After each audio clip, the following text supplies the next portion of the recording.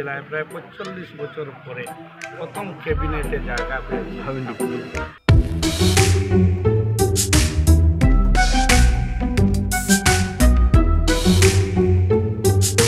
আর মানুষের এই উৎসাহ কালকে এটা প্রমাণ হয়েছে।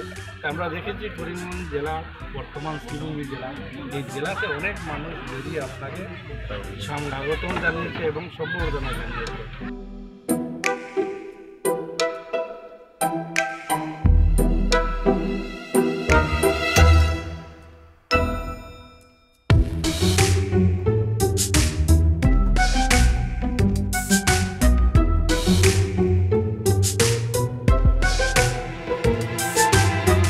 আমরা ব্যতিক্রমী দেখেছি শ্রীভূমি জেলা।